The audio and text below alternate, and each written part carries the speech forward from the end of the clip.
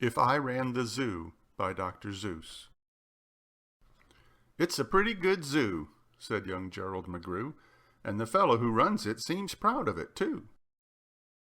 But if I ran the zoo, said young Gerald McGrew, I'd make a few changes. That's just what I'd do. The lions and tigers and that kind of stuff they have up here now are not quite good enough. You see things like these in just any old zoo. They're awfully old-fashioned. I want something new. So I'd open each cage, I'd unlock every pen, let the animals go and start over again. And somehow or other I think I could find some beasts of a much more unusual kind. A 4-footed lion's not much of a beast. The one in my zoo will have 10 feet at least. 5 legs on the left and 5 more on the right. Then people will stare and they'll say, "What a sight! This zookeeper, new keeper Gerald's quite keen. That's the gall-darndest lion I ever have seen." My new zoo, McGrew Zoo, will make people talk. My new zoo, McGrew Zoo, will make people gawk at the strangest odd creatures that ever did walk. I'll get, for my zoo, a new sort of a hen who roosts in another hen's topknot, and then another one roosts in the topknot of his, and another in his, and another in his, and so forth and upward and onward. Gee whiz! But that's just a start. I'll do better than that. They'll see me next day in my zookeeper's hat, coming into my zoo with an elephant cat. They'll be so surprised, they'll all swallow their gum. They'll ask, when they see my strange animals come, "Where do you suppose he gets things like that from? His animals all have such very odd faces. I bet he must hunt them in rather odd places." And that's what I'll do, said young Gerald McGrew. If you want to catch beasts you don't see every day, you have to go places quite out of the way. You have to go places no others can get to. You have to get cold, and you have to get wet too. Up past the North Pole, where the frozen winds squeal, I'll go and I'll hunt in my Skeagol-mobile, and bring back a family of what do you know? That's how my new zoo, McGrew Zoo, will grow.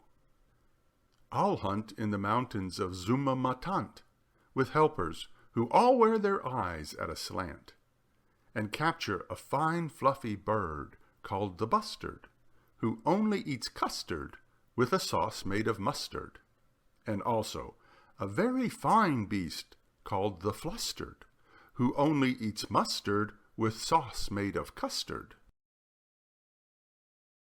I'll catch 'em in caves, and I'll catch 'em in brooks. I'll catch 'em in crannies, I'll catch 'em in nooks that you don't read about in geography books.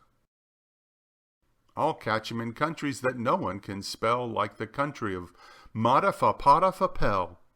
In a country like that, if a hunter is clever, he'll hunt up some beasts that you never saw ever.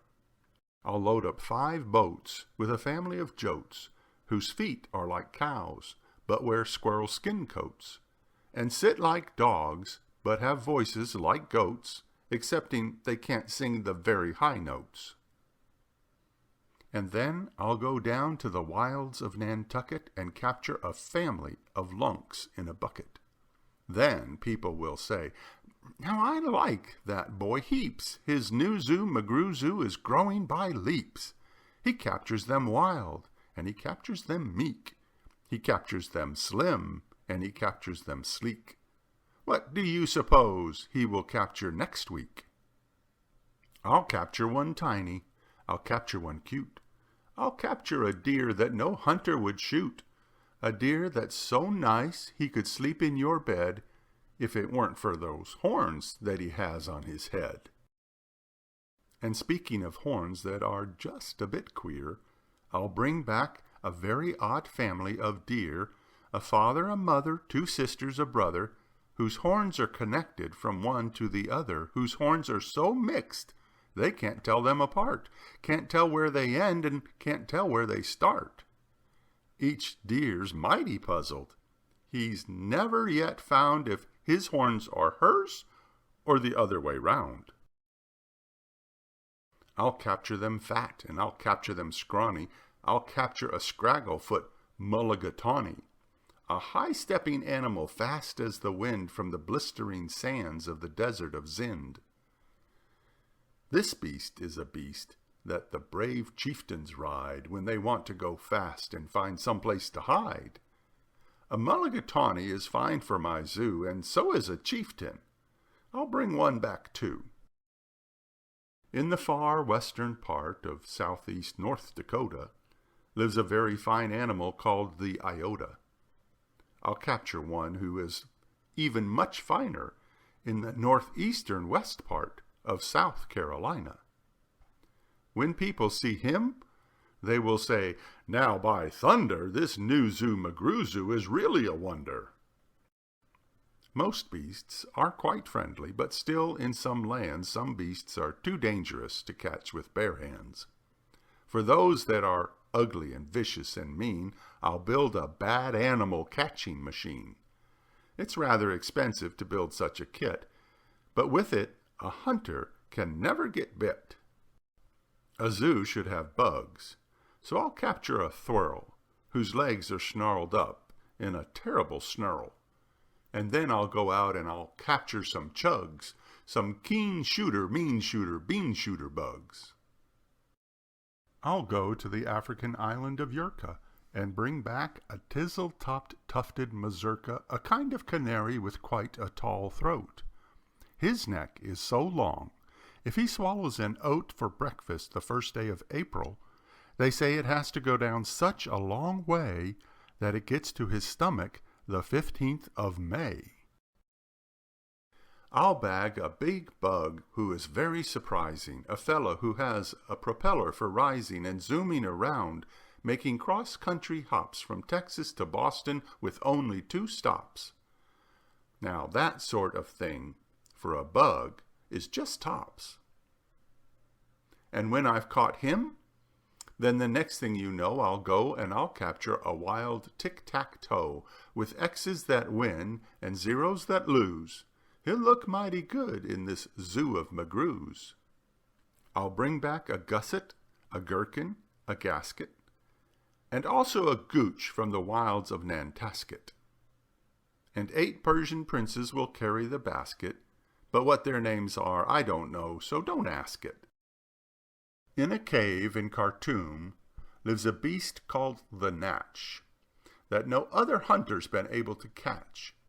He's hidden for years in his cave with a pout, and no one's been able to make him come out.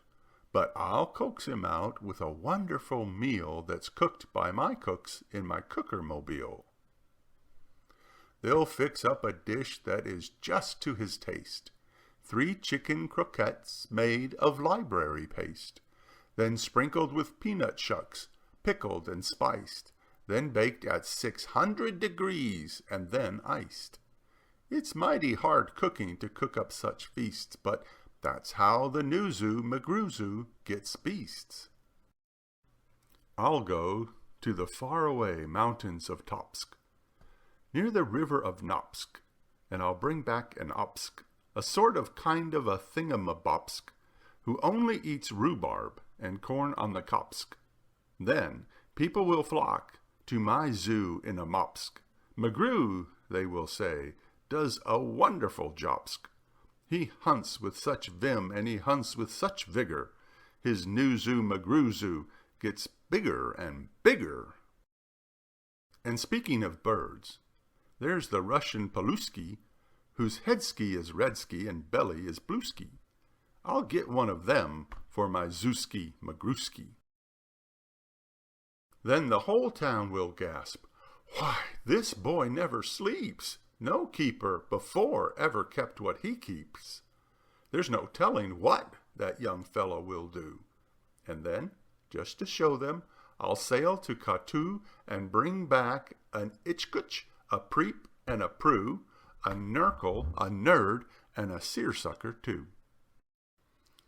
I'll hunt in the jungles of Hippo-no-Hungus and bring back a flock of wild Bippo-no-Bungus.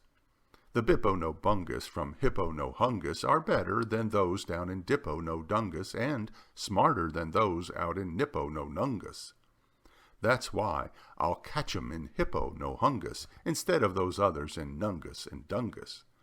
And people will say when they see these Bips bounding, "This zookeeper, new keeper's really astounding. He travels so far that you'd think he would drop. When do you suppose this fellow will stop?" Stop? Well, I should. But I won't stop until I've captured a Phizza-ma-Wizza-ma-dill, the world's biggest bird from the island of Quark, who only eats pine trees and spits out the bark. And boy, when I get him back home to my park, the whole world will say, "Young McGrew's made his mark. He's built a zoo better than Noah's whole ark." These wonderful, marvelous beasts that he chooses have made him the greatest of all the McGrewses. "Wow!" they'll all cheer. "What this zoo must be worth!